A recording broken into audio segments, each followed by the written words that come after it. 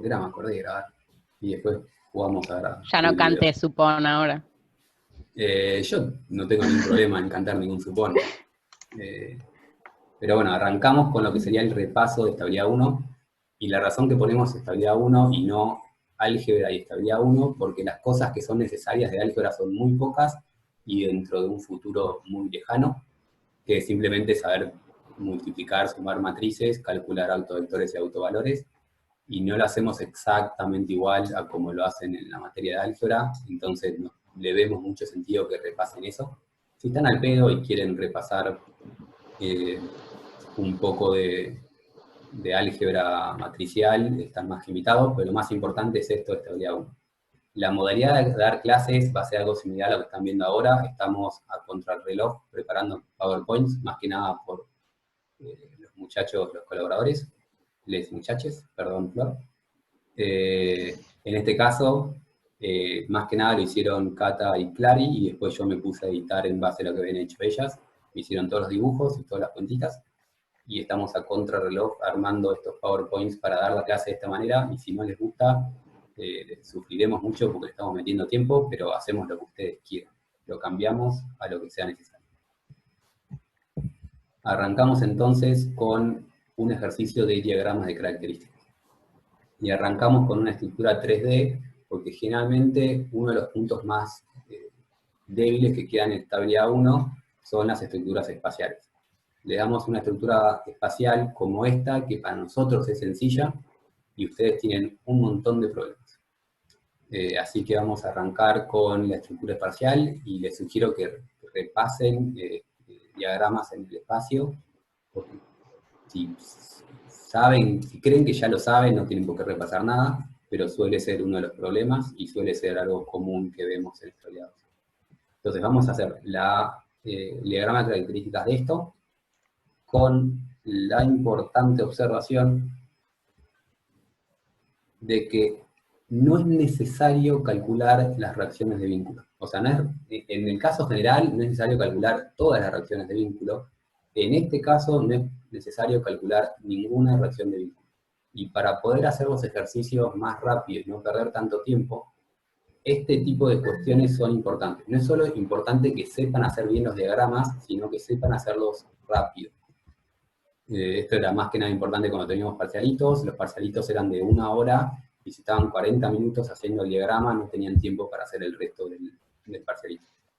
Pero bueno, tenemos esta estructura espacial. En esta estructura espacial les estamos asignando ternas locales a las barras, e intentamos siempre usar esa terna, que es una terna derecha. Si por alguna razón alguien quiere usar una terna izquierda, puede cambiar la terna izquierda, siempre y cuando sepan lo que están haciendo.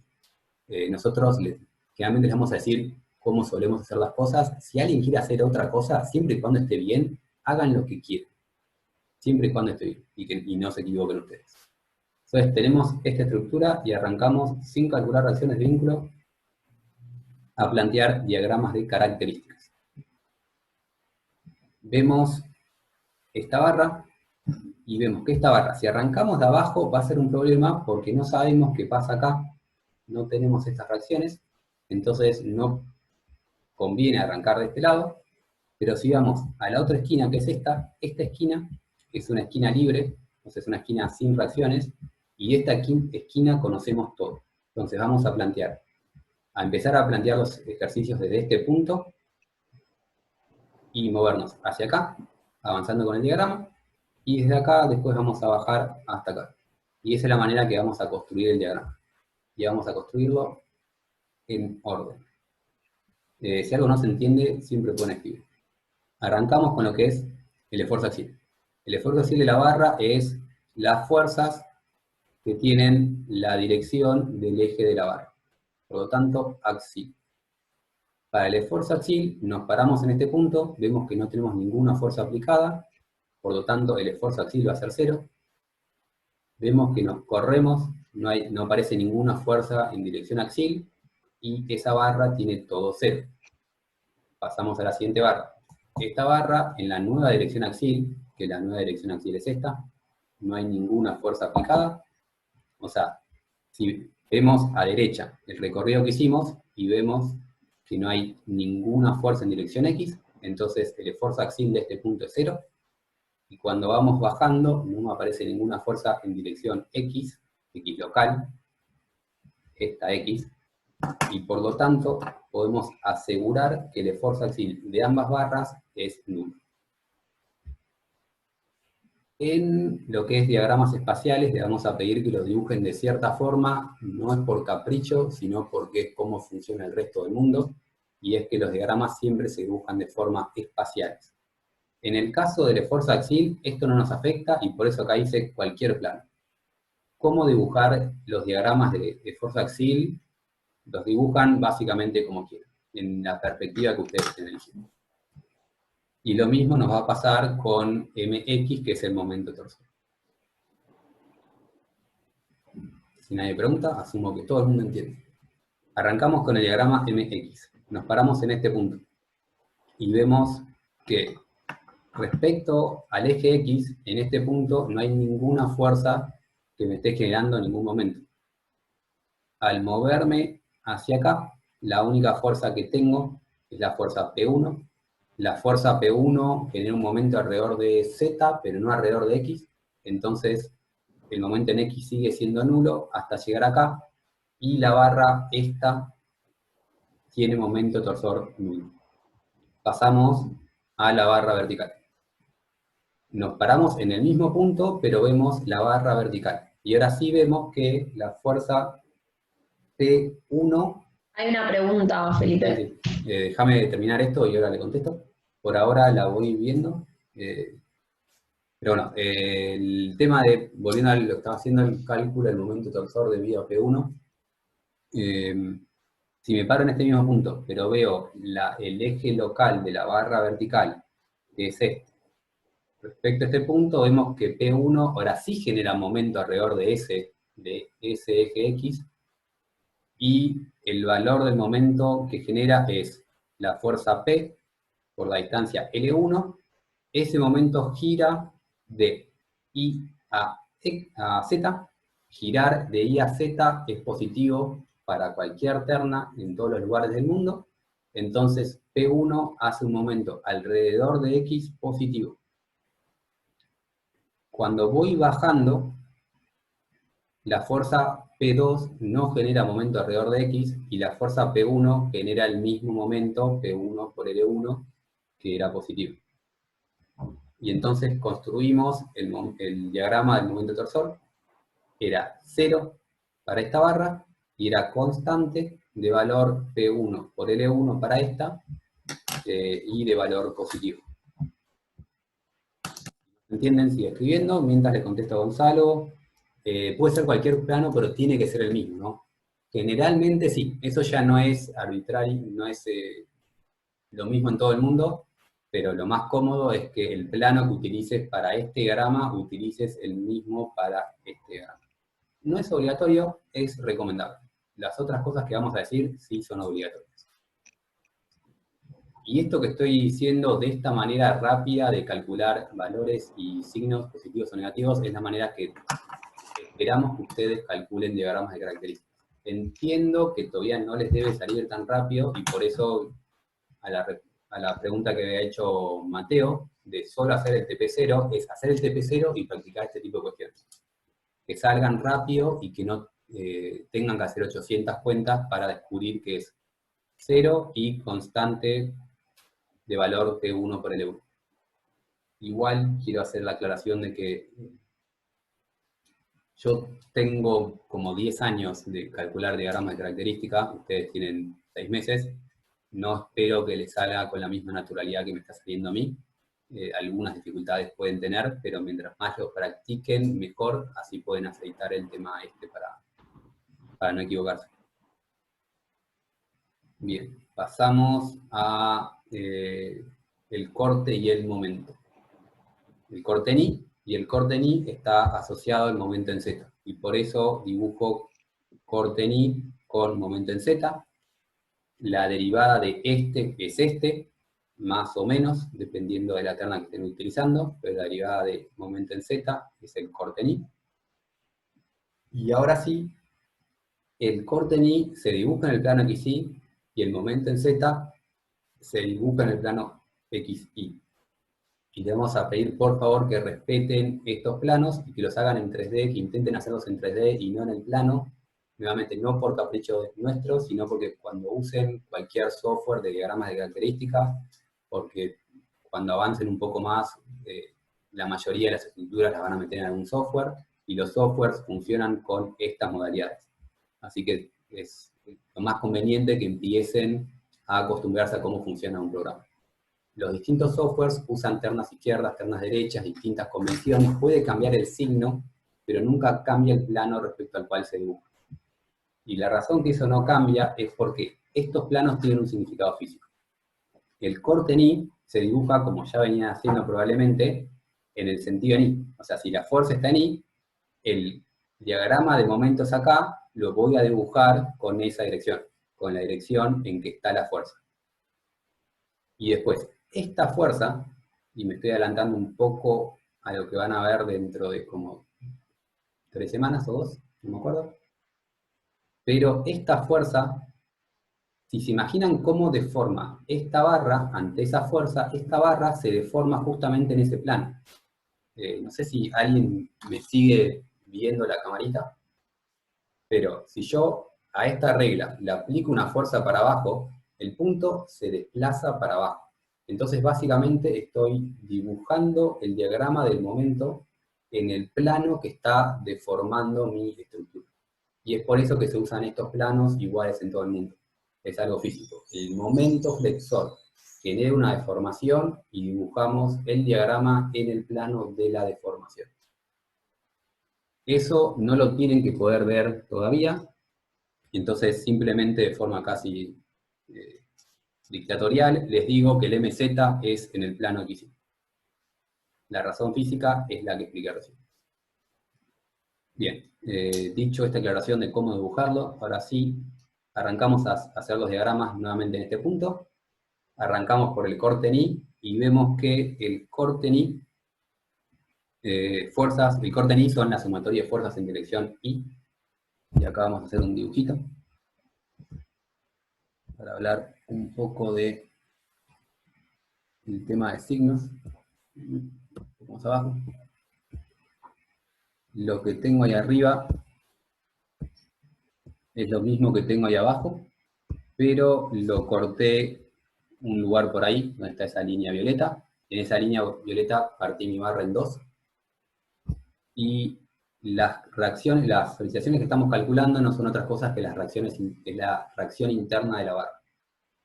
Y para equilibrar a esa fuerza que dibujé ahí con esa flecha, o sea, vamos a poner el puntero, para equilibrar a esta fuerza me tienen que aparecer fuerzas acá. Y para compensar estas fuerzas en la cara de este lado, también me tienen que aparecer unas fuerzas, para lograr el equilibrio interno. Entonces, para equilibrar a esta fuerza en este punto, lo que yo tengo que hacer es agregar una fuerza en ese sentido. Y por equilibrio, esto quiere decir que en la otra cara tengo una fuerza en ese sentido. Eso que están viendo ahí arriba es lo que pasa en la barra y no depende de ninguna terna. Sea terna izquierda, derecha o el invento que ustedes quieran hacer, terna 1, 2, 3, esas flechas nunca van a cambiar, porque es el equilibrio que tengo. Y estoy dibujando solo las flechas de corte, porque si alguien se está poniendo impaciente diciendo, eso no está en equilibrio, falta el momento. Sí, falta el momento, pero lo vamos a ver en un rato. Esta flecha de corte y esta flecha de corte son visualizaciones internas de corte, y la manera de saber si eso es positivo o es negativo, recién ahí cae bajo la terna. La flecha es siempre la misma, la terna me define simplemente si lo llamo positivo y negativo. Para ver si es positivo o negativo, me fijo si estoy en la cara positiva. Esta es mi cara positiva, se llama cara positiva porque tiene el eje X saliente, y en la cara positivo noto que la flecha va al revés que la flecha en Y. Entonces, si esta flecha va al revés que la dirección Y en la cara positiva, es el corte negativo. Esto es lo que deberían tener lo que deberían no tener que pensar cada vez que hacen un diagrama de características y poder decir directamente el corte es negativo porque cuando avanzo al revés que el eje, la fuerza va al revés que el eje Y. Ese tipo de cuestiones es lo que deberían intentar aceitar lo más rápido posible, pero la razón física era esto que había dicho acá. Estas flechas, independientes las ternas, lo que yo llamo positivo, depende de la terna. Volviendo al diagrama, me paro acá, tengo esta fuerza me genera un corte negativo, y a medida que me voy moviendo a lo largo de la barra, no me aparece ninguna otra fuerza, el corte va a ser entonces constante. De valor negativo, menos P1. Paso a la barra vertical. En la barra vertical me fijo en dirección Y, en este caso la dirección Y coincide, no tiene por qué coincidir. Entonces, en la dirección Y local de la barra vertical, vemos que nuevamente tengo la fuerza P1, que sigue siendo negativa, y que a medida que voy bajando, no me aparece ninguna otra fuerza.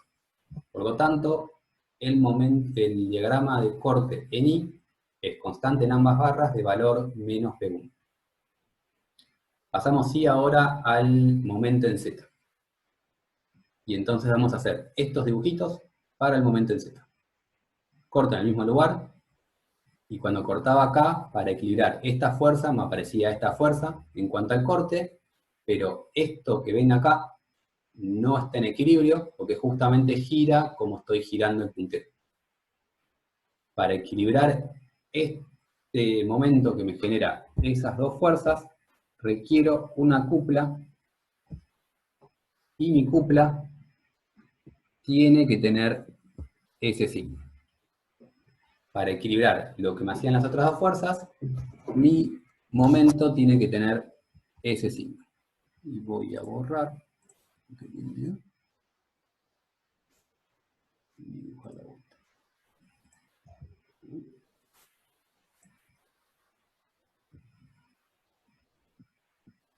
Bien, esa es mi flechita del momento.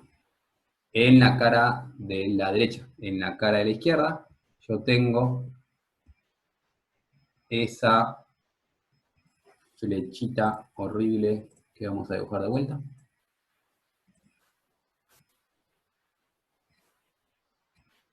Esa flechita ahí. Para eso, nuevamente, estas flechas que estoy dibujando no dependen de la terna. Lo que depende de la terna es que llamamos positivo o negativo. Para ver si esto es positivo o negativo, me vuelvo a parar en mi cara positiva. Veo que en la cara positiva mi momento gira de Y a X. Momento de Y a X es negativo y por lo tanto el momento que me está generando esta fuerza es un momento negativo. Hago un mención corta de esto que estoy diciendo de a qué llamo momento positivo o momento negativo. Nuevamente, por suerte, para todos nosotros, eso debería ser, vamos a poner otro eje. Lo que voy a decir ahora no depende de la terna, lo voy a dibujar para una terna derecha, pero es lo mismo para cualquier terna que utilicemos. Bien, tenemos una terna, vuelvo a poner X. Esto va a mejorar a lo largo del cuatrimestre. Z, X, Y. Tenemos esa terna, y lo que llamamos giro positivo o momento positivo siempre es de X a Y, de Y a Z, de Z a X. Terna derecha, terna izquierda, lo que quieran ustedes. Positivo es de X a Y, de Y a Z, de Z a X. Por eso esto de acá arriba, volviendo a lo que he dibujado acá arriba, esto de acá arriba está girando de Y a X, que es negativo. Y por eso el momento, esto, para esta terna, es un momento negativo. Bien. Sabemos entonces que el momento es negativo. Y la duda que nos queda es cómo varía ese momento. Bueno, si tenemos una carga puntual, deberíamos intentar saber casi de memoria que una carga puntual va a implicar un diagrama de corte lineal.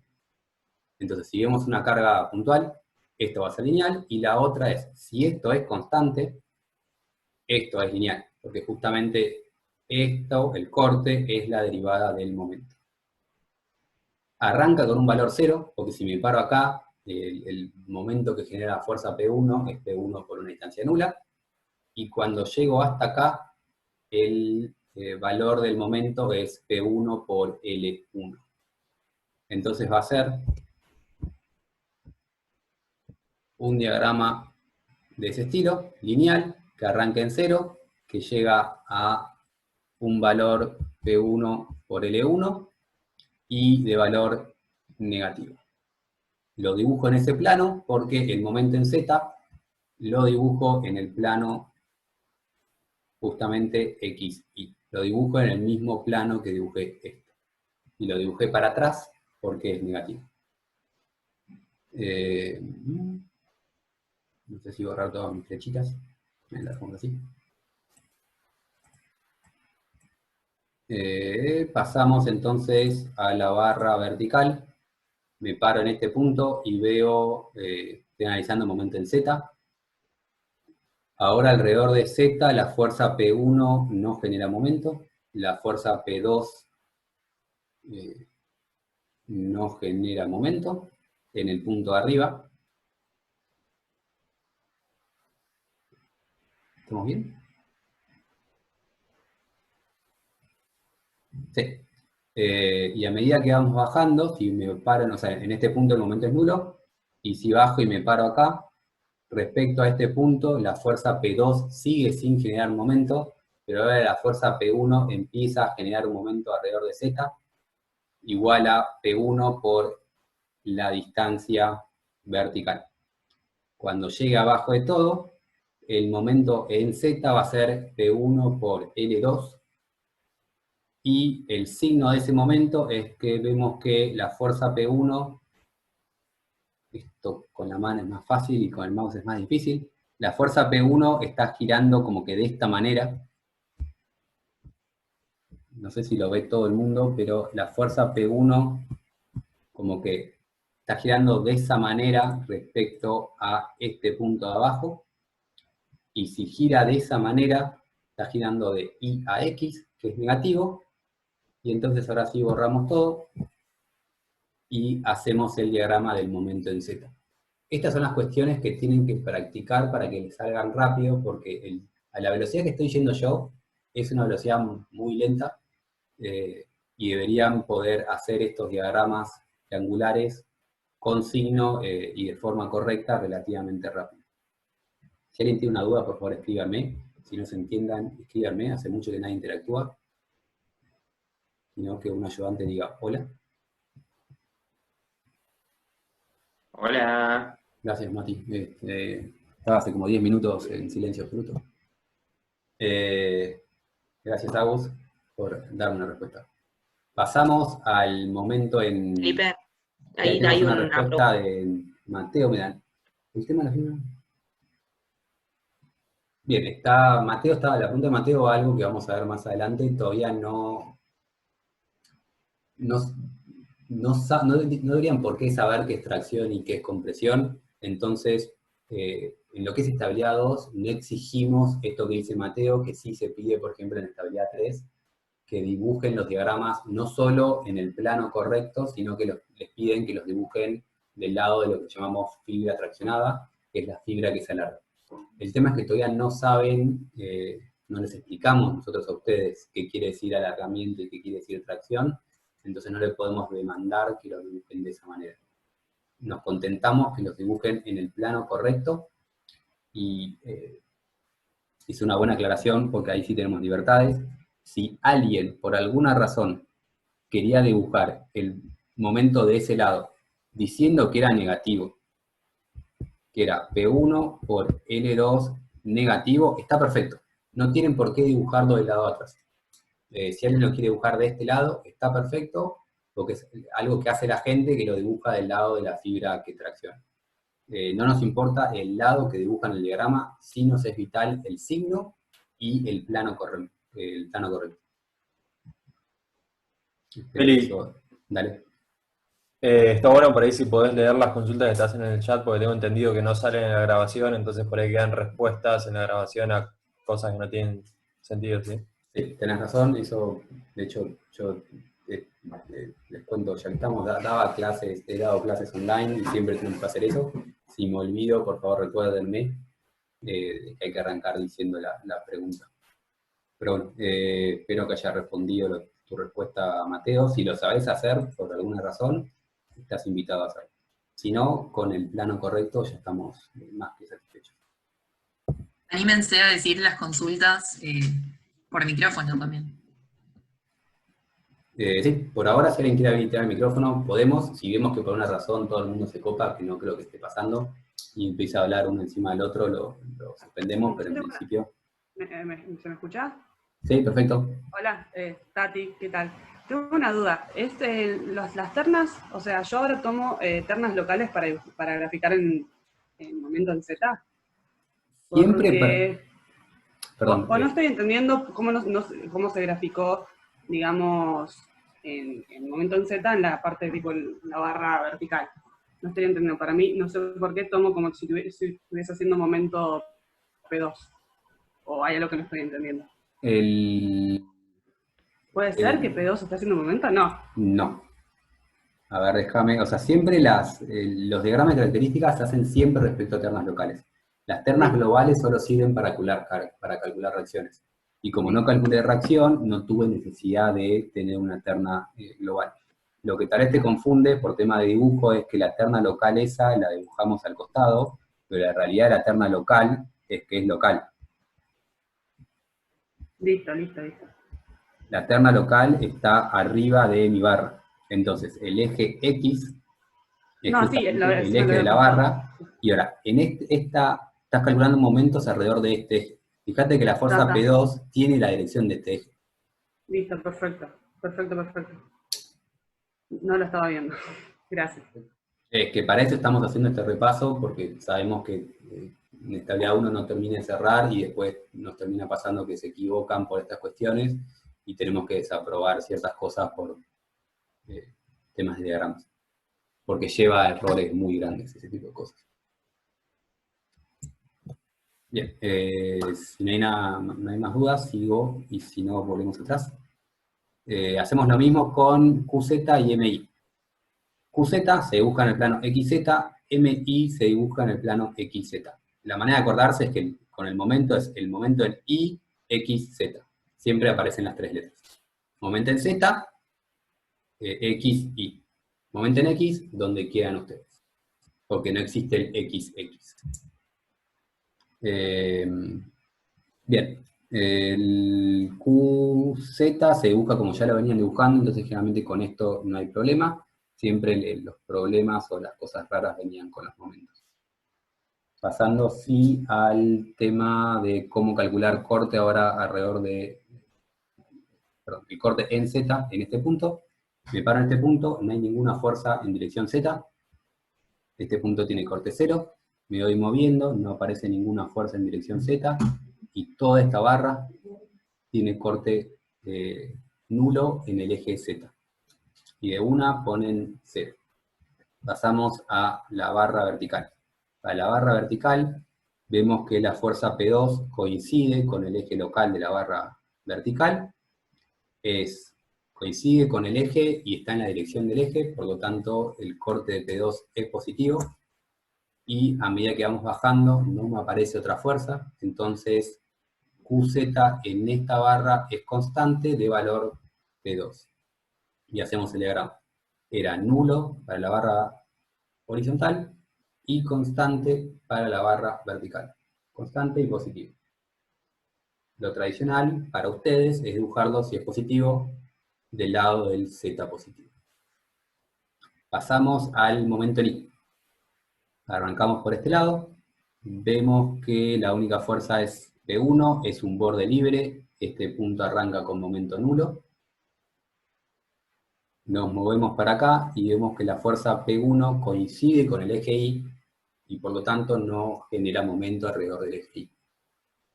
Llegamos acá, pasamos a la barra vertical. En este punto, respecto a este eje Y, a derecha tenemos solo la fuerza P1. La fuerza P1, al coincidir con el eje Y, no puede generar momento alrededor del eje Y. Y empezamos a bajar, y vemos que cuando bajamos acá, ahora sí la fuerza P2 me está generando un momento alrededor de Y proporcional a esta altura. Entonces P2 por la altura es momento alrededor del eje Y, va a ser un momento lineal. Cuando llego abajo, calculo el momento en el empotramiento, que es P2 por L2, y veo que para el signo, P2 como que me está girando en esa dirección. No sé si entienden cuando dibujo esta fuerza de esa flecha, que quiere decir estar girando, pero si yo me paro abajo, no sé si ven con la cámara, si yo me paro abajo y pongo la fuerza P2, es como que la fuerza P2 quiere hacer esto. Si quiere hacer esto, es la flecha que dibujé ahí en pantalla, está yendo de X a Z, lo positivo siempre es de ZX, y como va de X a Z es negativo, y si es negativo, dibujo mi diagrama de momentos lineales, es un diagrama lineal con valor negativo igual a P2 por L2. Aclaro esto porque yo siempre veo cómo giran estas cosas y me olvido de las manos. Si alguien quiere usar las manos y le sirve, que creo que generalmente a la mayoría de ustedes les sirve, la manera de hacer eso es, me pongo abajo el empotramiento, P2 me hace así, cuando yo hago así, el dedo me apunta en dirección Y negativa, y ahí saco el signo. Creo que la mayoría de ustedes están más acostumbrados a hacer esto de las manos, o esto que les enseñaban en Física 2, lo que sea que les sirva a ustedes para descifrar el signo, es la mejor opción para ustedes. Yo lo explico de esta manera porque es como funciona mi cabeza, no los quiero forzar a ustedes a hacerlo de esa manera, y si no entienden algo y quieren que lo explique de otra manera, o que explícame lo de los deditos o de las manos, aclárenme y lo vamos explicando. Y esto es el repaso de diagramas de características. Lo ideal es que esto les salga de forma fluida, y ustedes vean esa barra, y, por ejemplo, volviendo al diagrama anterior que no están viendo, veo esta barra, veo esta fuerza, corte en Y negativo, constante, de valor P1. Si quiero esta barra momento en X, no me genera. Si quiero esta barra momento en Z, acá es nulo porque es un borde libre, me muevo acá, es P1 por L1, está girando de esta manera, eso es negativo, entonces el diagrama alrededor del eje Z de esta barra es lineal de valor P1 por L1. Esas cosas idealmente, o sea, las tienen que ir practicando no porque se equivoquen necesariamente, sino para que les salga cada vez más fluido y les parezca algo más intuitivo y no algo que tienen que hacer las cuentas y las cuentas les da un número y ponen ese número sin saber qué quiere decir ese número. Espero un segundo a que hagan preguntas de diagramas antes de arrancar con geometría de las superficies, y aprovecho a preguntar si todo el mundo está viendo acá una rayita horrible. Sí, Feli, se ve. ¿Por qué se me salió rayita? Se me trabó, se me bugueó el PowerPoint. Bueno, espero un rato. Con calma. Calmado. Gracias, Mati. Gracias. No, de nada, gracias a vos.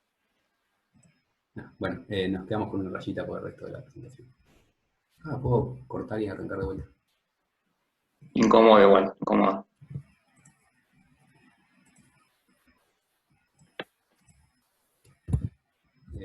Igual uso esto para que hagan preguntas, pero veo que quedó claro y que no había preguntas, así que continúo con el ejercicio de geometría de las superficies. Ahora sí. El tema de geometría de las superficies lo vamos a usar bastante. Cada tema que fueron viendo, que fui mencionando de lo que es la materia, usa una parte de esto, entonces lo vamos a usar continuamente, y así como tienen que saber diagramas, porque todas las estructuras tienen un diagrama, y estabilidad consiste en cómo pasar eso a tensiones en las barras. La manera de pasar a tensiones en la barra son con las propiedades de las barras. Entonces vamos a usar un montón geometría de las superficies, pero lo vamos a usar con perfiles, que lo están viendo ahí, y no lo vamos a hacer con figuras extrañas como un cuadrado más un triángulo menos un cuarto de circunferencia. Van a ser o perfiles o rectángulos. Entonces lo que tienen que tener más que nada, tienen que entender y acordarse cómo son las inercias de un rectángulo, las inercias de un círculo, porque aparecen, y cómo funciona el tema de calcular momentos de inercia, calcular momentos estáticos. Así que arrancamos con esto y les explico el ejercicio. Esto acá es un perfil armado, que es un perfil compuesto, que tiene una L, todos los perfiles estos que les damos con propiedades se llaman perfiles normalizados, porque normalizados es porque hay cierta norma que te dice cómo son las geometrías son siempre las mismas, y esas geometrías están tabuladas, se compran, o sea, vas al vendedor de perfiles y le decís, dame 10 UPN 240 o 280, y cierta cantidad de esto, y te venden siempre el mismo perfil. Para estructuras metálicas es lo más utilizado, para estructuras de hormigón son todas cosas cuadradas, y por eso o usamos perfiles o usamos geometrías rectangulares, generalmente. Entonces, esto es un perfil normalizado, es una barra. Si estuviésemos en la facultad, les podría mostrar una barra. En mi casa no tengo perfiles armados. Pero bueno, esto es una barra, y la manera de hacer otro tipo de geometrías es, por ejemplo, agarro este perfil ángulo, lo sueldo a una placa, y esta placa la sueldo o abulono a un perfil UPN, que sería esto acá, lo junto todo con bulones, con soldadura, con lo que yo vea conveniente, y logro esta sección, que una vez que está unida trabaja como una sección única y no como secciones separadas. Entonces necesito saber las propiedades de mi sección en conjunto. Para conocer las propiedades de la sección, lo primero que van a tener que hacer es ir a las tablas. Si sienten que ya repasaron completamente estabilidad 1, pueden familiarizarse con tablas de perfiles. No sé qué tanto las usaron en estabilidad 1, pero las tablas son largas, y acá puse los datos que yo voy a usar, el área y los momentos de inercia, pero las tablas tienen 800 datos más, y es también, suele pasar que se equivocan buscando los datos de la tabla. Entonces, estas son las propiedades del perfil UPN, y vemos que el perfil tiene un cierto área, tiene un momento de inercia principal, y acá sí lo van a ver de las dos maneras, porque en nomenclatura alemana se intentó hacer una J. La J es la letra que se usa para momentos de inercia. En nomenclatura de Estados Unidos se usa el I. De la misma manera, en nomenclatura de Estados Unidos se usa el A, y en nomenclatura alemana se usa la F.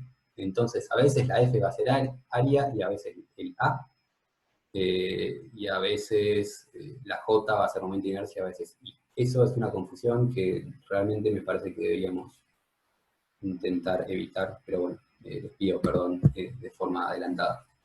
Pero bueno, tenemos entonces la inercia principal mayor, la inercia principal menor. Y después tenemos para el perfil ángulo,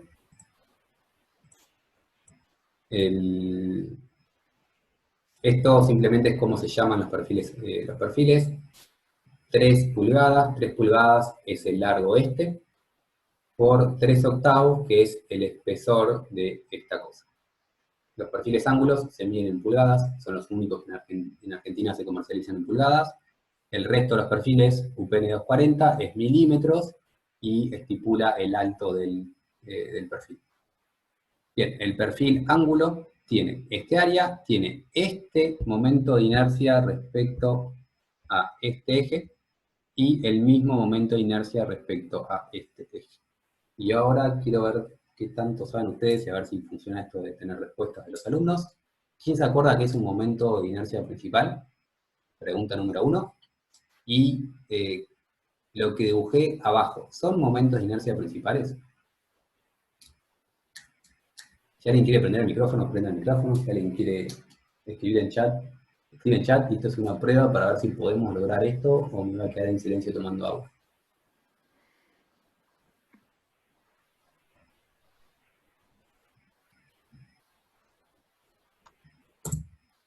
Me parece que me quedo en silencio tomando agua, ¿no? Silencio incómodo. Sí, no sé qué hacerlo, no sé si forzarlos. O sea, ahora no les importa a nadie si no avanza esto, pero en una clase Ya les va a importar, quede tranquila.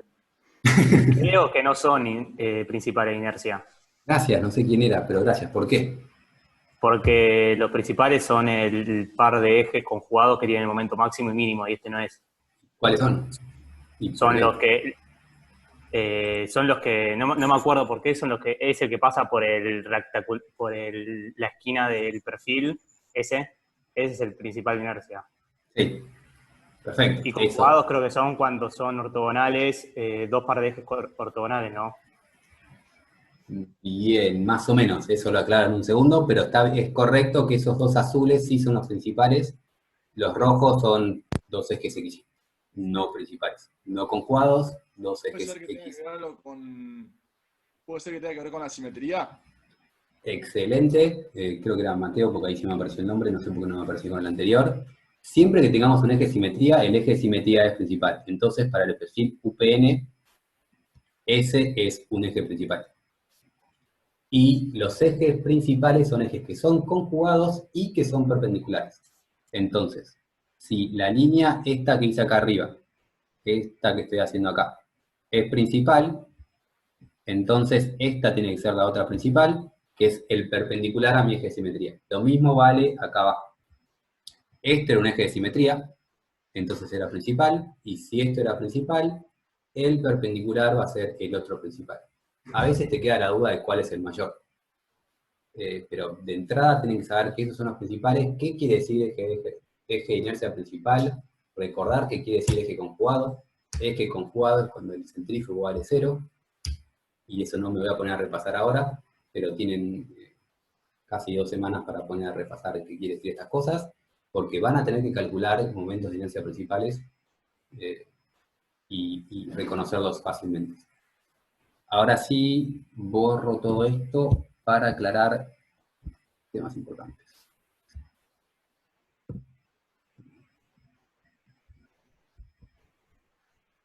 Bien, con una habilidad que genera envidia, dibujé un perfecto perfil UPN, y dijimos que el perfil UPN, este era un principal y este era el otro, porque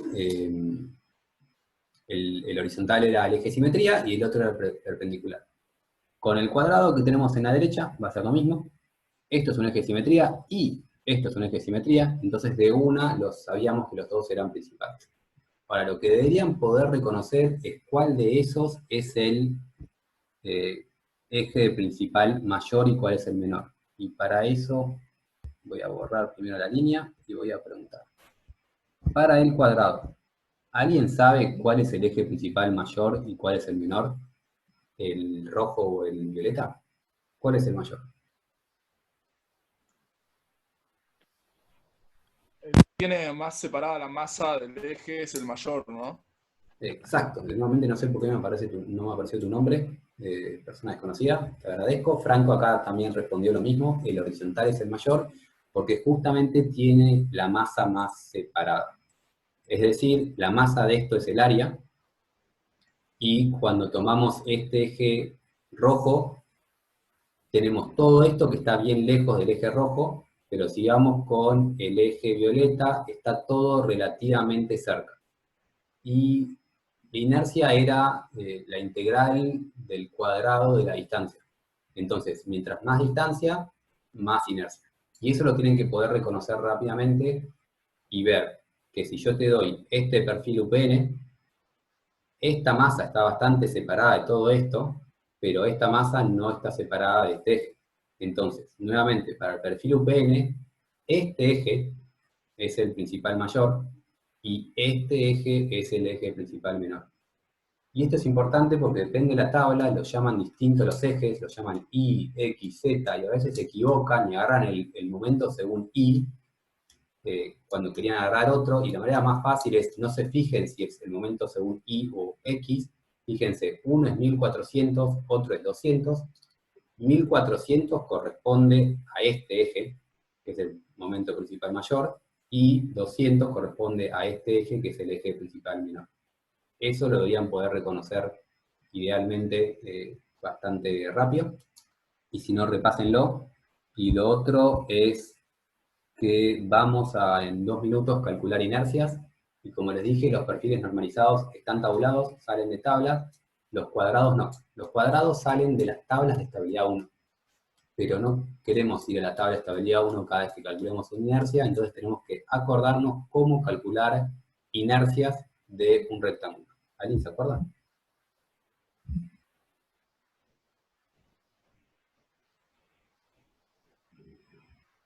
Silencio absoluto.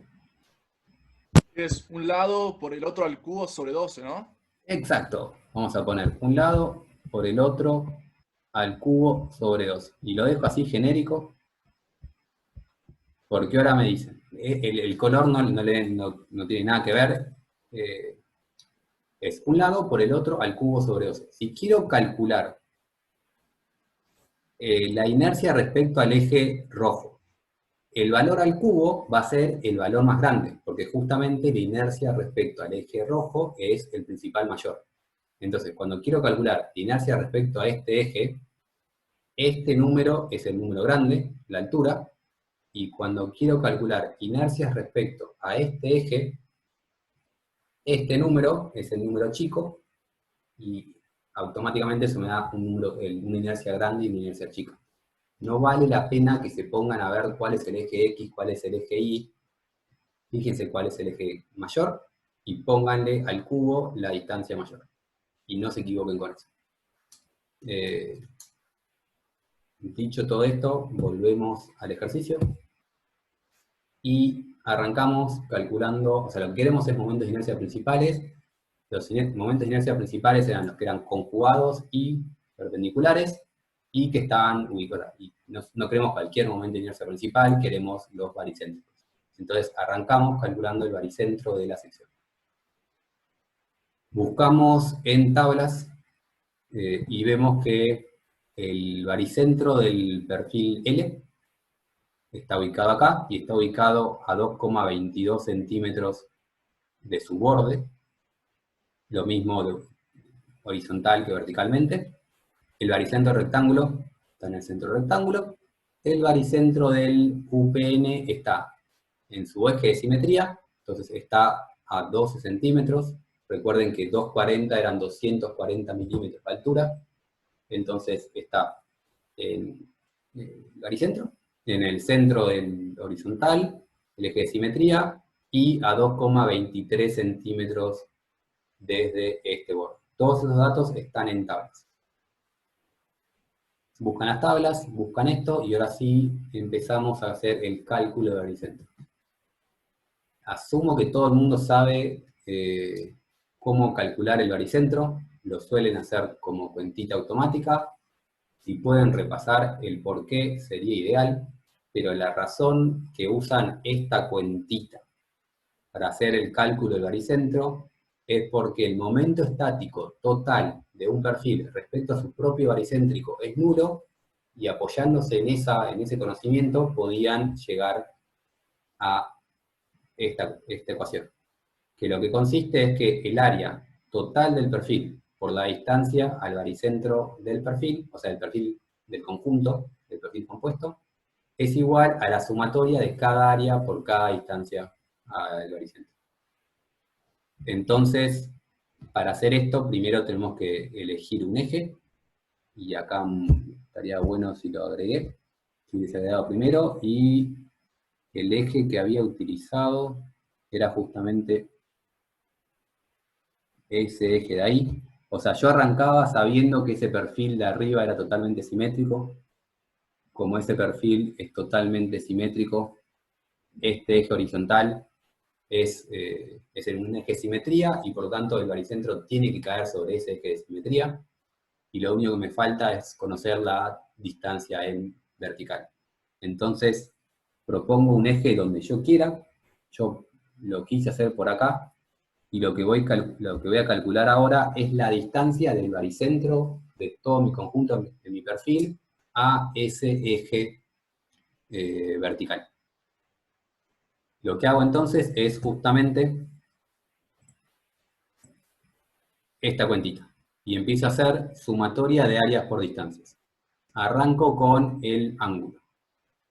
El ángulo tiene un área de 13,64, era de los datos de antes. Y lo multiplico por la distancia del baricentro del ángulo al eje que yo elegí de forma arbitraria, y vemos que es 2,22 hasta acá, más el grosor de mi chapa, de mi rectángulo, que era 0,5. Entonces, el área 13,64 por 2,22 más 0,5, esto es el momento estático de este perfil respecto a este eje, y vemos que el perfil ángulo de abajo es exactamente igual, tiene el mismo área, tiene la misma distancia, 2,22 más 0,5, y por eso le puse un 2 directamente acá. Y esto es la suma de los momentos estáticos de los perfiles angulares respecto a este eje. Avanzo ahora con el perfil rectangular, y voy a calcular el área del perfil rectangular por la distancia del baricentro del rectángulo a mi eje, y es 12 por la mitad del espesor del rectángulo, y esto acá es el momento estático de ese rectángulo.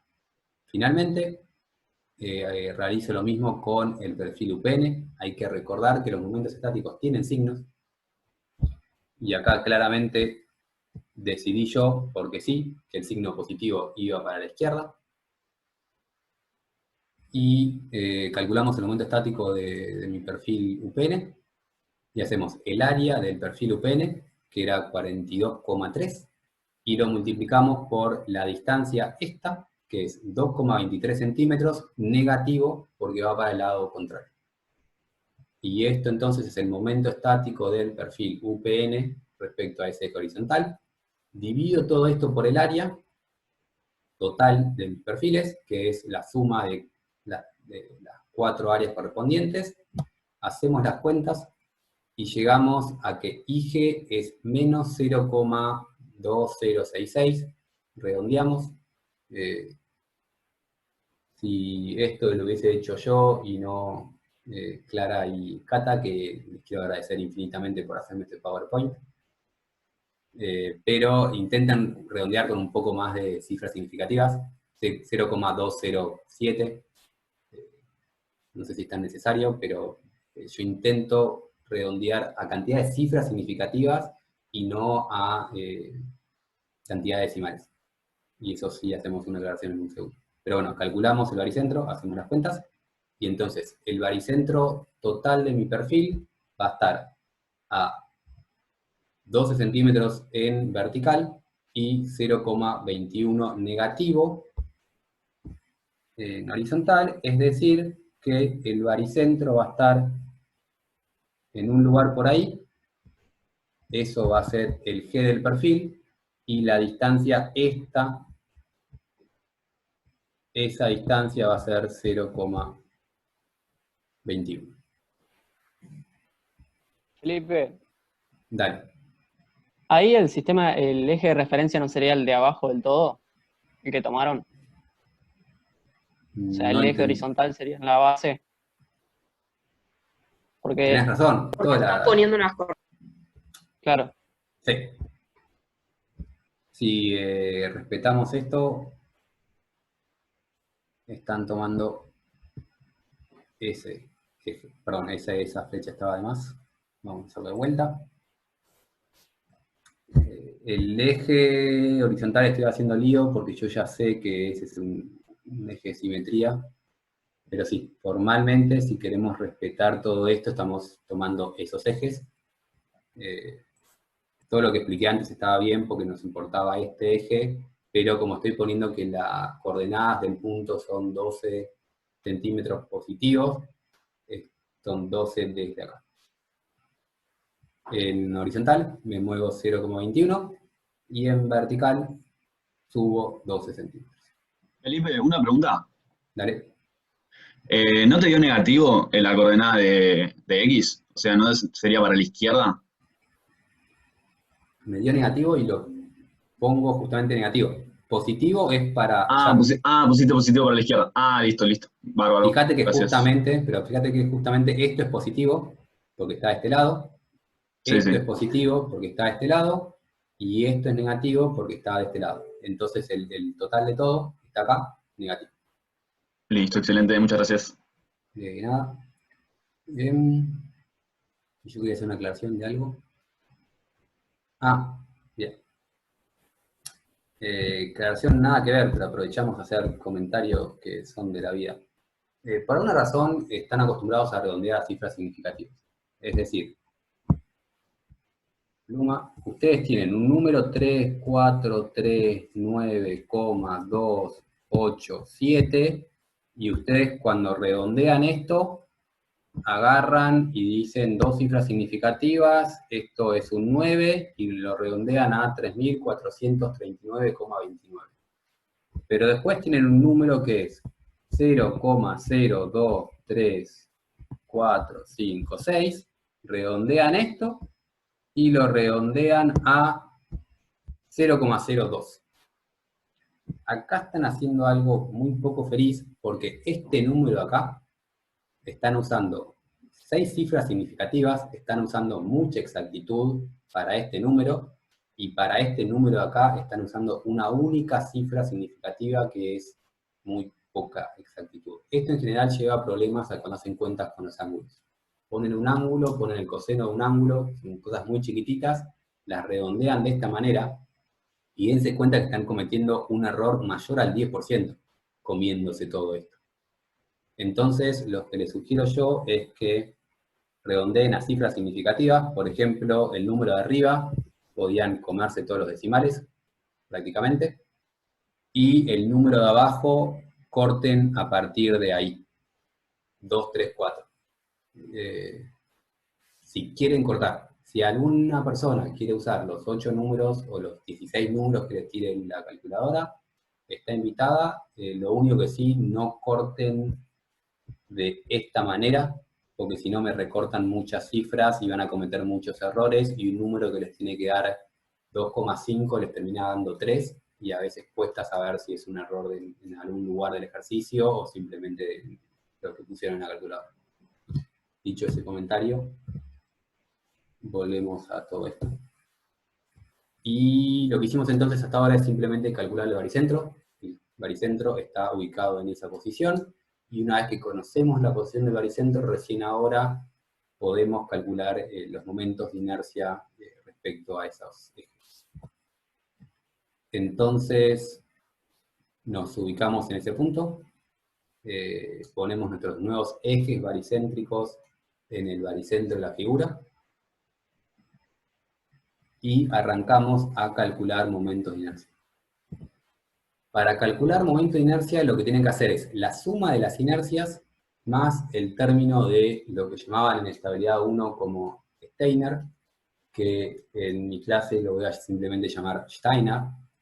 Así como teníamos problemas con Axil y estas cosas, por alguna razón a la gente no le gusta pronunciar apellidos alemanes. Hola, Flor. La gente le gusta decir Tania Bernoulli. puede aportar cómo se pronuncia. Tania, ahora le habilitamos el micrófono. Claro, no es que no dicen nos bien, gusta, no sabemos cómo es. pero es que, ¿por qué dicen Cauchy y no dicen Steiner? O tal vez no pongas acento alemán, pero decís Steiner. No digas Steiner, agregando una E por todos lados. Pero bueno, el término Steiner. Tania, ¿alguna opinión?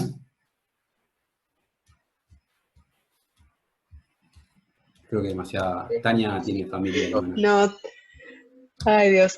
No, está todo bien, que lo pronuncien como quieran, Felipe, ya está. Mi problema es que después es que mi problema es que he conocido alumnos que cuando un compañero dijo Cauchy, lo miraban tipo, ¿cómo vas a decir Cauchy? Y yo los miraba tipo, vos estás diciendo Steiner. Si vas a decir Steiner, si querés decir Steiner, permitir a la gente decir Cauchy. Pasa que la mayoría dice Steiner. Son 3 personas locas. Dicen Cambiemos a la mayoría. Steiner. Steiner. Bueno, después de esta importantísima y clave introducción a la clase, podemos continuar con el cálculo del momento de inercia. Y, ¿qué tenemos? Primero calculamos el momento de inercia respecto al eje Y, y arrancamos por los perfiles. Para el cálculo de inercia de los perfiles, tenemos que hacer dos cosas.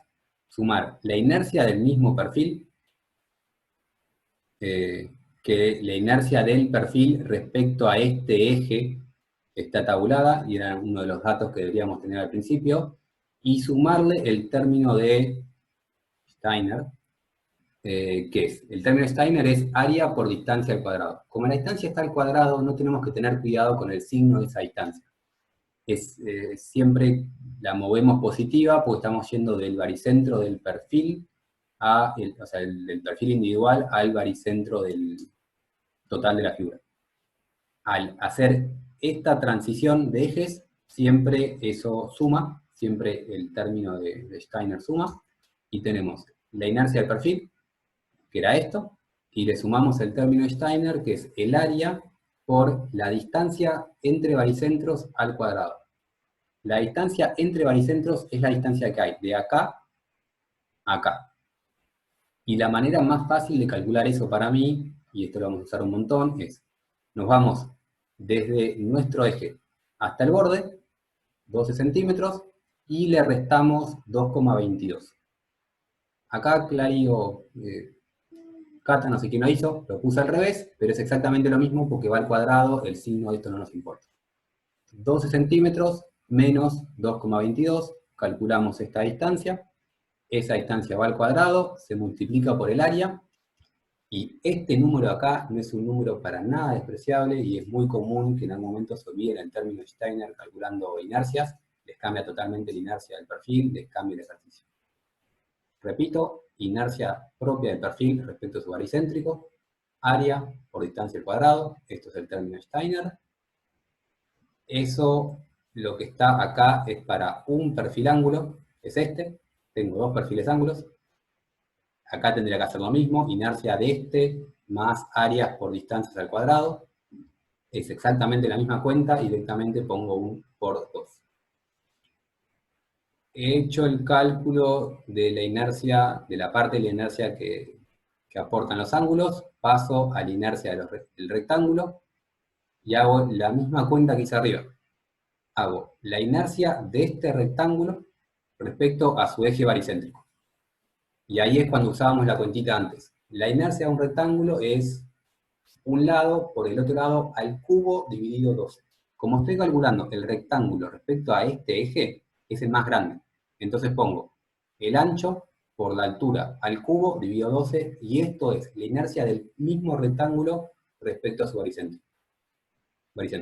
Y esto le tengo que sumar el término de Steiner. Steiner, que es área por distancia de ese baricentro donde está el puntero a ese eje. Como no tiene distancia, esa distancia es nula y ese término no me aparece. Pero es mejor siempre estar pensando inercia de perfil más área por distancia al cuadrado.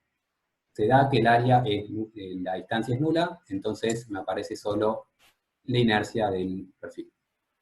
Le sumamos ahora, es la 1 de la tarde, se me hizo un poco largo. Le sumamos ahora la influencia de este perfil de acá, y calculamos la inercia del perfil, acá no la calculamos, está tabulada respecto a este eje, vuelve a ser la inercia grande del perfil, la mayor de las dos, sumamos todo, y nos da esa inercia. Y acá acelero un poco porque no quiero sacarles el tiempo, si ustedes se quieren quedar después, quédense, pero no me di cuenta que se me hizo tan largo todo esto. Volvemos a hacer lo mismo con el eje alrededor de Z. Calculo la inercia de este perfil respecto a su baricentro. Es 71,15. Esto es lo que está tabulado y es igual para ambos ejes porque por la simetría que presentaba este perfil. Pero bueno, es la inercia de este perfil respecto a este eje. A eso le sumo el término de Steiner, que es área de este perfil, 13,64, más la distancia desde acá hasta acá. Y esa distancia la calculó como 0,22, perdón, 2,22 hasta acá, más 0,5 hasta acá, más 0,21, que nos olvidamos de ponerlo en la figura. 0,21 era lo que habíamos calculado antes, y era esa distancia de ese borde hasta el baricentro del perfil. O sea, el 0,21 es desde acá hasta acá, y era el cálculo del baricentro que habíamos hecho previamente. Todo esto es entonces la distancia entre esto y esto. Como son dos perfiles, le pongo un por 2. Y ahora leo la pregunta de Gonzalo que me dice, se llama Z porque X sería el que va con la barra entrante o saliente. Sí, siempre nosotros usamos eje X para la barra, entonces en el perfil van a ser ejes Y y ejes Z, y esa disposición de eje Y y eje Z me termina dando una terna derecha. Siempre va a ser Y, y intentamos usar siempre esos ejes Y y esos ejes Z. Bien. Pero bueno, esto es, si alguien lo quiere llamar X gamma y X alfa, es la misma historia. Intentamos usar estos ejes para no confundirlos. Pasamos al perfil... Para Felipe, ¿puedo agregar una cosa? Dale, Tania. Que los ejes esos ahora en este momento están definidos así por la ubicación de ese perfil en la barra, también como se tomó. O sea, si eso estuviese girado, se podrían tomar otros ejes también. Sí, muy correcto. Lo que se refiere ella es que, o sea, están así el Y y el Z, no sé si me están viendo al revés, me parece que lo están viendo así. O sea, si esto es Y y esto es Z, se pueden girar, y tal vez esto es Y y esto es Z, pero siempre van a ser X, Y y Z de forma tal que me quede una terna derecha.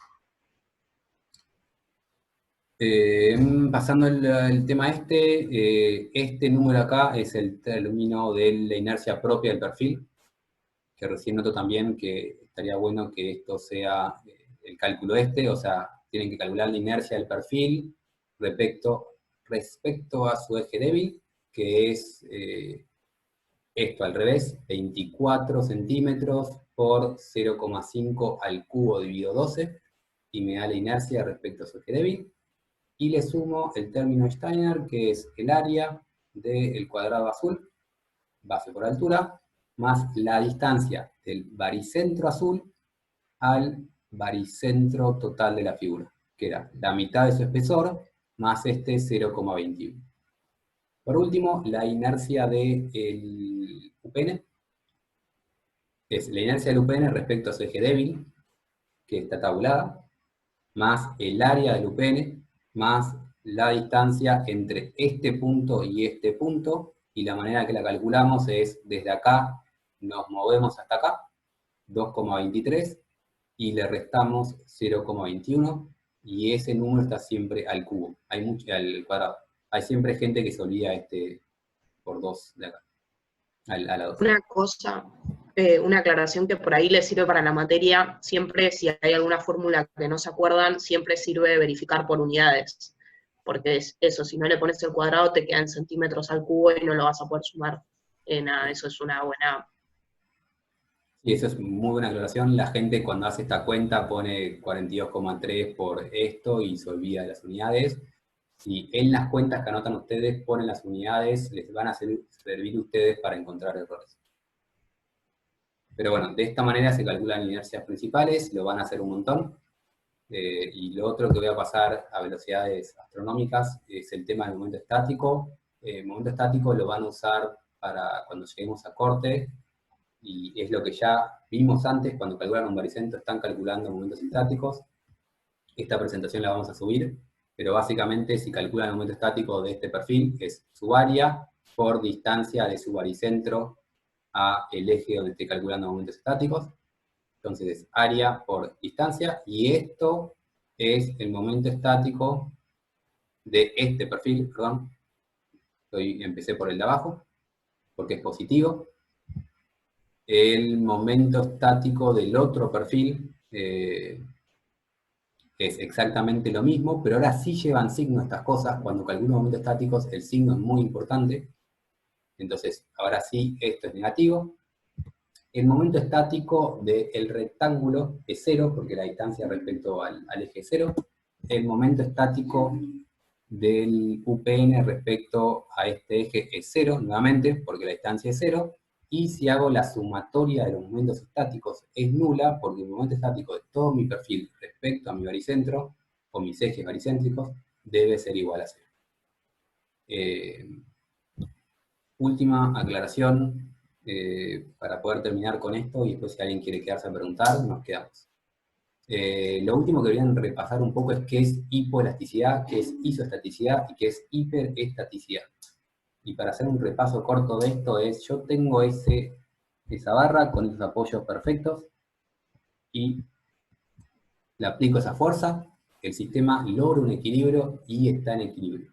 Pero, si yo le aplico esa fuerza horizontal, eso es una patineta y se mueve.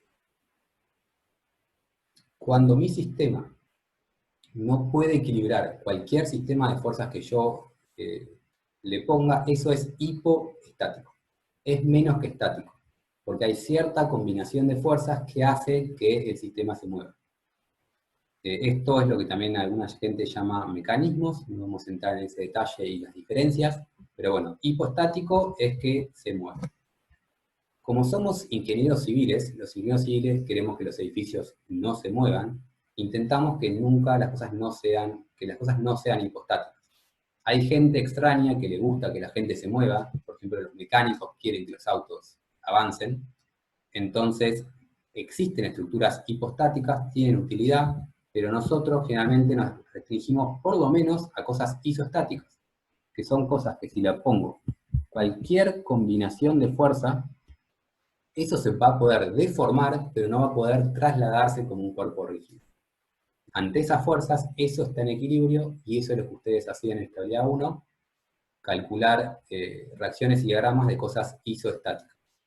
En estabilidad 2, vamos a empezar a ver hiperestáticos, que es que si esto es isostático, no solo está en una posición de equilibrio, sino que existe una única forma de lograr el equilibrio. Y por eso la palabra iso. Hay una única manera de lograr la estática, es decir, el equilibrio. En estabilidad 2 vamos a empezar a ver un poco de hiperestáticos, que es agarré la estructura anterior y le agregué un vínculo más. Entonces, si yo ahora les pongo esas fuerzas, no deberían saber cómo calcular las reacciones de ese sistema, porque ahora hay infinitas formas, infinitas formas de lograr el equilibrio desde el punto de vista de la estática, y vamos a ver esto más en estabilidad 2. Esto es para que recuerden que es hipo, iso, hiper, y que recuerden cómo saber si era realmente isoestático o no una estructura, para que la puedan reconocer y no... Pasó en un par de parciales que una estructura era isoestática y pensaron que era hiper, o que era hiper y pensaron que era iso, y la manera de resolverlo es distinto, entonces es importante que reconozcan cada opción. Para concluir esto y agregar ejercicios adicionales optativos, 100%, si ya hicieron el TP0 y quieren hacer algo, les propongo este ejercicio de acá, que esto es parte de un parcialito de AXIL, que básicamente, sin exagerar, creo que la mitad de la gente terminó desaprobando este parcial por justamente estabilidad 1. Lo que tenían que hacer era calcular el esfuerzo axial de esta barra. Ahí Agus aporta su comentario, ella fue una de las que cayó justo en este ejercicio. Tenían que calcular únicamente el esfuerzo axial de esta barra. Ustedes acá ven 4 reacciones. ¿Hay 4 reacciones? Sí, pero les aseguro que el esfuerzo axial de esta barra la pueden calcular con una ecuación. Es una incógnita, una ecuación. Entonces les propongo que piensen cómo resolver esta estructura para despejar el esfuerzo axial de esta barra con una única ecuación. Lo otro que les propongo es que hagan los diagramas de esta estructura, pero pensando cómo minimizar la cantidad de reacciones que tienen que calcular. Al decir eso ya les estoy diciendo algo, pero bueno, intenten minimizar la cantidad de reacciones que tienen que calcular para hacer diagramas de esto. Estos ejercicios, y uno más, y por último uno es geometría de superficies, una especie de UPN armado, con esas dimensiones. Ese 10 Esos números, pónganles milímetros para poner a una unidad, si no queda medio feo. Calculen momentos de inercia principales y calculen momentos estáticos. Respecto a los ejes principales, acá me olvidé de aclarar, calcular los momentos estáticos respecto a los ejes principales de el rectángulo verde, o sea, de solo esto, de el verde más el naranja, todo esto, y del verde más el naranja más el violeta. O sea, la inercia de todo esto que puedo resaltar en amarillo. La inercia, el momento estático de todo eso respecto a los dos ejes principales, recordando que el momento estático total de todo lo que rayé en amarillo es la suma de los momentos estáticos parciales. Estos dos ejercicios que puse acá son optativos, si alguien lo quiere hacer. La idea es que si tenemos tiempo, la semana que viene, cuando presenten Mario y Luis la teórica, podemos hacer otra conferencia así para hablar de estos dos ejercicios. Y ahora sí, concluimos esta clase, mucho más tarde de lo que pensé que íbamos a concluir. Mario, ¿seguís ahí?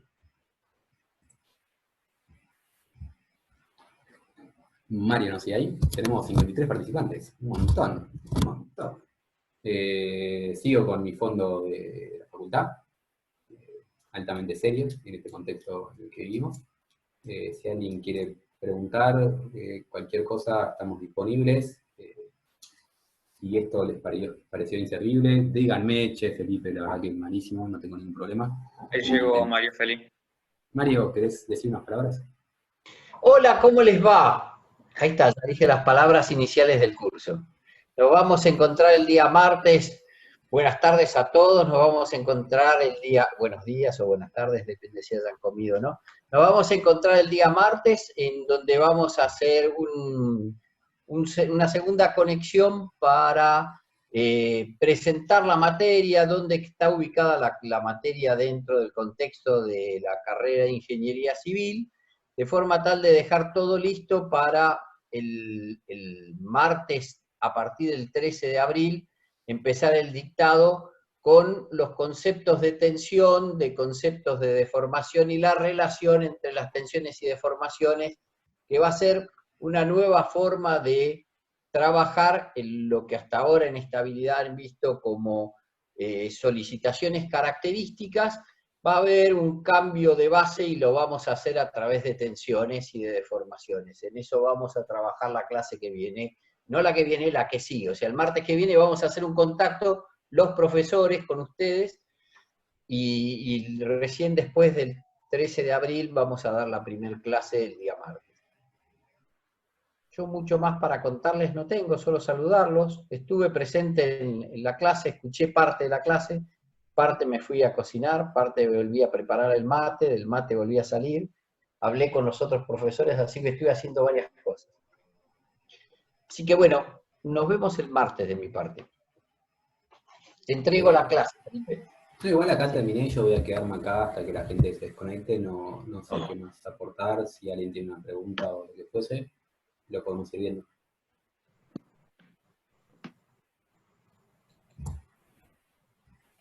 Si no, podemos retomar la idea de intentar hacer el...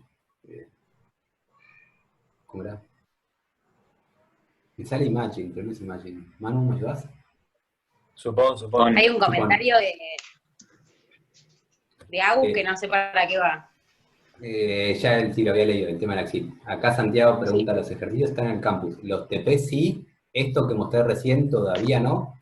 Ahora en un ratito subimos el PowerPoint, un PDF del PowerPoint.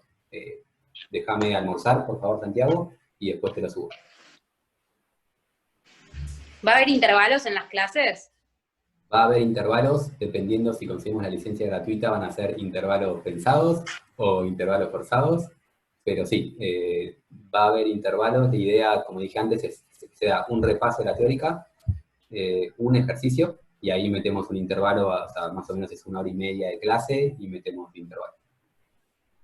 Bárbaro. Y otra pregunta acá de Renato Cruz. Formular todos, sí, lo tienen que completar todos los que sean alumnos extraviados. Damasia, Flor, Cata no, pero todos los que sean alumnos de Estabilidad 2 me tienen que completar el formulario, no es solo para la gente que pide cambio de curso. Ari, ¿me podés volver a copiar el formulario si estás ahí escuchando? Y si no, lo busco en un rato. Ejercicios. Copio, Felipe. Gracias, Ariel. Ahí está, Agustina Bianchi, bien ahí, alumna colaboradora. Franco, sí, siempre vamos a usar el eje X saliente y el eje Y Z dentro del perfil, porque es lo que después vas a usar cuando hagas los ejercicios de flexión y corte y todas estas cosas. No digas perdón, te lo agradece, tiene menos laburo. Perdón, me estaba hablando la Agustina. Tengo que acostumbrarme a esto de que no responderá al chat de una. Manuel Burman pregunta, ¿los grupos para los TPs los armamos nosotros?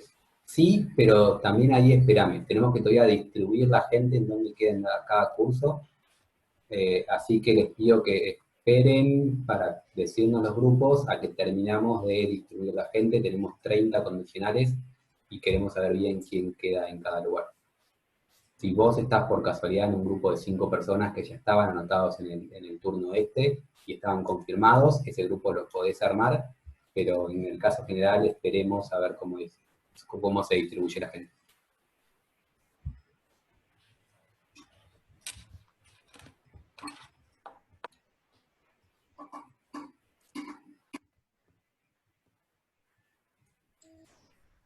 Yo quería volver a decir algo, que nada, como es una época medio complicada y por ahí no tienen o sea, no vamos a estar en las clases, que aprovechen las consultas online, que no tengan miedo. A mí me pasa bastante que por ahí en las clases me da un poco de miedo preguntar, pero anímense, o sea, estamos para ayudarlos. Es una materia bastante pesada y siento que es la primera como por ahí de ingeniería que, no sé, como que demanda un poco más, y aprovechennos, o sea, estamos para ayudarlos.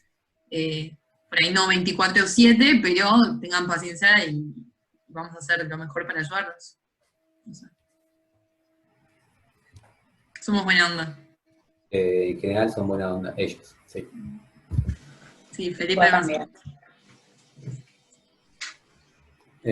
Agus, cuando quieras activar el micrófono, activalo, y lo digo con un poco de miedo, pero probemos. Nosotros, Gonzalo, que pregunta qué terna vamos a utilizar. Nosotros estamos utilizando siempre terna derecha porque los alumnos nos pidieron uniformizar el tema ese. Entonces, todo lo que vamos a dar, lo vamos a dar con terna derecha. Si vos querés cambiar el ejercicio, cambialo. Yo te voy a dar un ejercicio con una terna derecha, y vos decís, no me gusta, utilizo otra, siempre y cuando sepas lo que estás haciendo. Y ahí tenés cuidado, porque después la gente se equivoca.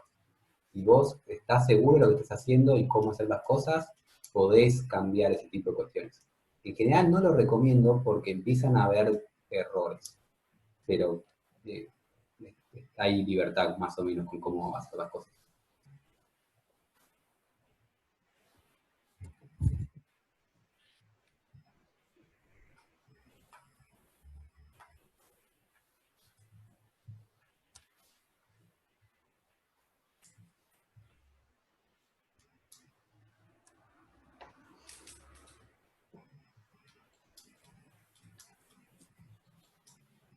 Seguimos a la espera de preguntas, o por chat o por micrófono.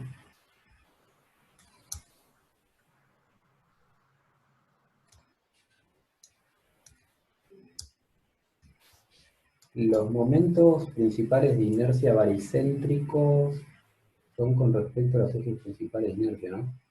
Vamos a abrir eso que me estás preguntando, pero asumo que sí. ¿Me escuchan bien de esta distancia? Sí. Sí, se escucha. Buenísimo. Porque Felipe. Dale. Acá me estaban preguntando por el tema de cambio de curso, de un amigo que está de condicional, que para el formulario. Para las clases presenciales está jugado por la vuelta en tren, pero ahora online podría conectarse a la noche o a la mañana indistintamente.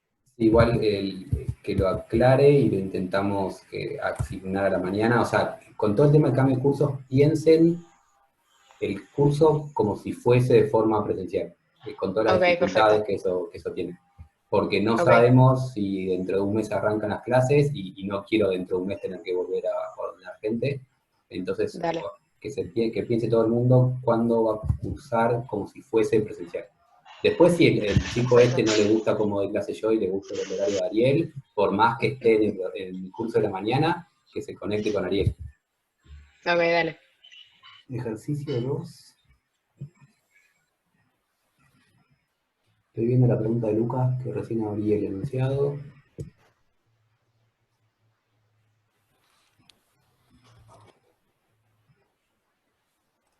Sí, pero creo que lo dice, momentos principales de inercia baricéntrico.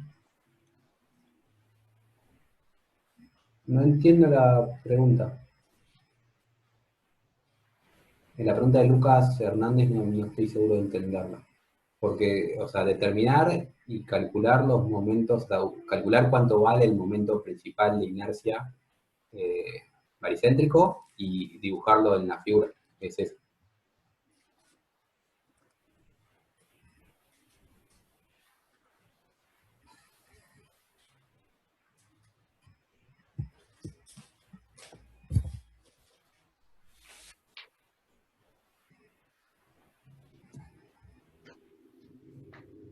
Seguiremos jugando a ver qué tenemos en fondo de pantalla, porque lo que me sorprende es que tenemos 46 personas que están acá escuchando nuestro silencio.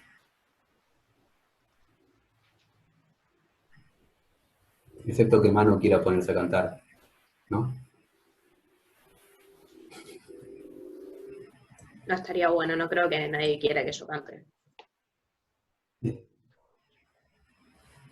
Entretenido creo que va a ser. Yo por lo menos me voy a divertir. Yo quiero que cante. No, encima esto está grabado, después lo suben a YouTube. Ya aparezco en Manu. Crónica la semana que viene. Forma parte de la clase, ¿por qué no vas a querer? Canta un poquito, dale que te escuchamos, Manu. Si no canta Felipe, cantó un ratito, puedes seguir cantando. Cada Sí, uno ya, una sí, estrofa, sí. dale. Claro, cada una estrofa. Yo ya aporté la mía,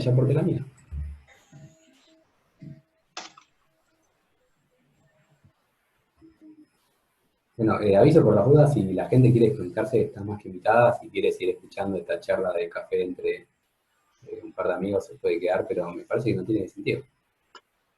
Están todos invitados a hacer. No sé si me da la sensación igual, debido a la cantidad de gente, que la gente abrió la computadora, se aburrió, se fue y ahí quedó. Algunos están yendo de a poco igual. Ah, Sí, bajó a 42 el número de participantes. igual es mucho para estar escuchándonos a nosotros. Por ahí alguien 41. quiere hacer una pregunta y no. El aula. Por ahí alguien Ay. quiere hacer una pregunta y le da vergüenza y está esperando que le haga otro. El chat, esto Igual, lo aclaramos después, pero el chat permite hacer chats particulares a la persona. Felipe, ahí hay una Ahí hay una pregunta. Si mis ejes principales están girados, en caso la distancia las mido giradas, ¿no? O las mido como si fuesen. Buena pregunta. Buena pregunta. Para calcular el momento estático, vamos a abrir un segundo la presentación. Tengo todo cerrado.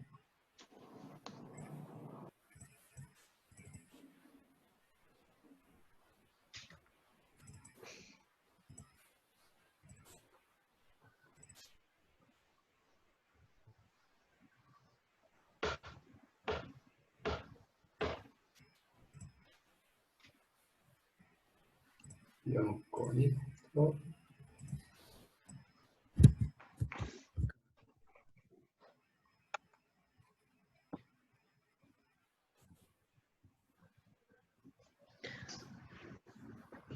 Bien. Yo tengo este perfil y quiero calcularle cosas a este perfil una vez que le conocí el baricentro. Para calcular momentos estáticos, fíjate que de hecho para el ángulo los principales, para el perfil ángulo los principales son esos. Ahora, yo lo que quería era calcularle el momento estático de ese ángulo que tiene ese baricentro respecto al eje Y. Como le quiero calcular el momento estático de ese perfil respecto a ese eje, la distancia la mido perpendicular al eje que estoy queriendo calcular. No me importa cómo son los principales de esta cosa. Yo quiero calcular momento estático respecto a este eje y mido la distancia perpendicular a ese eje. Y eso es para el tema del momento estático. Siempre es perpendicular al eje respecto al cual quiero medir las cosas. El tema de momentos de inercia, el término Steiner funciona igual, es área por distancia al cuadrado, donde esa distancia se mide perpendicular al eje respecto al cual yo estoy calculando. Lo que hay que tener cuidado es que, justamente, si yo quiero calcular el aporte, y lo teníamos por acá, cuando le estaba calculando el aporte de ese perfil ángulo, yo usé la inercia del ángulo respecto a ese eje. Porque si yo quiero calcular la inercia del conjunto respecto al eje Y aricéntrico, es decir, respecto a este eje, tengo que primero calcular la inercia de mi cachito, mi ángulo, respecto a un eje paralelo a ese, que es este valor, y después sumarle área por distancia medida perpendicular al eje. Y la inercia del perfil ángulo respecto a este no es la inercia principal. Está tabulada, pero no es la inercia principal. Y en este caso no me importa la inercia principal, porque estoy calculando respecto a este eje. Y lo que es importante, que tal vez me salteé, es que yo arranqué esto sabiendo, porque me olvido que la gente, para cierta gente, para ustedes no es todo tan obvio, eso es un eje de simetría. Eso es un eje de simetría, eso es un eje principal, y como ese es un eje principal, lo calculo respecto a estos dos ejes principales, sabiendo que el centrífugo entre estos dos es nulo, y arranco sabiendo eso. No sé si había hecho énfasis en el tema de que es importante que saber cómo son los principales. Pero bueno, respecto a la pregunta de forma resumida, siempre es perpendicular al eje respecto al cual quiero calcularlo. No sé si me quedó tan claro eso o medio rebuscado.